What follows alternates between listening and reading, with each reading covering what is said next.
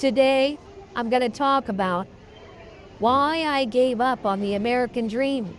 The American dream, having a beautiful wife, kids, living in suburbia with a Mercedes or a BMW, or one of each. I don't know if everyone thinks like that. And there's nothing wrong with that type of American dream for men and a man's point of view. And I've had a man tell me that it's built into our system. Men naturally want to try to do it that way. Or they naturally try to do things that way. Coming home to a beautiful wife and a baby boy, something that I never thought I would be able to achieve. What does it take to live the American dream? For me, it's numbers. Why is it numbers? Because numbers make the world turn. Numbers are where it starts. What kind of numbers do you need to live the American dream? The numbers are different for every person. But for a man, he's either going to try it with a wife or he's not. For a man, the American dream includes a wife, or it does. If you cannot achieve the numbers, then your plan comes up short. I'm divorced from my American wife. She divorced me when I was age 30. She was age 26. After my divorce, I put my head down and worked my career for 23 years. I only had short-term girlfriends for the entire 23 years of my career. And there were many times when I did without. I have a small budget for my Filipino wife, an allowance, so she can have some entertainment. A Filipino wife allowance. Some guys don't like that I made the plan of having a budget for my Filipino wife allowance. They send me comments, email messages. Why don't you do it in a more natural way?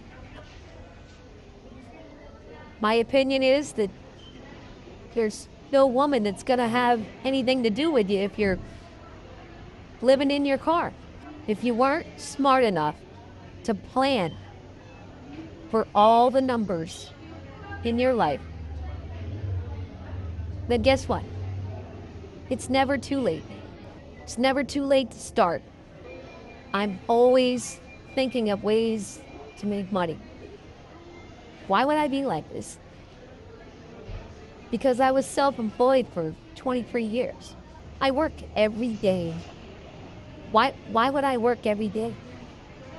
Because my stomach told me that maybe someday there won't be any work. My grandpa, on my mom's side, he lived through the Great Depression. And he used to tell us stories. We didn't have a nickel. And he didn't tell us as little kids that we didn't have a nickel, so we feel bad for him. He just told it how it was. And it was like he was telling us just so that we could be prepared someday if it happened again. Back to the numbers. Can you live the American dream in another country? After 23 years of my construction career, I decided I was going to try marriage again, one more time, in the Philippines. The American dream. Remember? It's built in. It's built into men to want to try. 23 years I worked my construction career. And I created a retirement real estate portfolio. This was my American dream. What years, which years in your timeline, your personal timeline, are you physically in your prime to work? Mentally, now at age 55, I'm probably no more now than I did when I was 26, of course, but physically, I'm not. Physically, I'm not. I'm past my prime. You want to know where you are on your timeline. You want to know what it's going to take to get from the beginning of your timeline to the end of your time. Life is short. Plan your life and live your plan. That's the American dream. How can you live the American dream? Don't give up on the American dream. I'm going to show you how to do it. I'm going to show you how it's done. I'm going to put some direct links down below in today's video descriptions.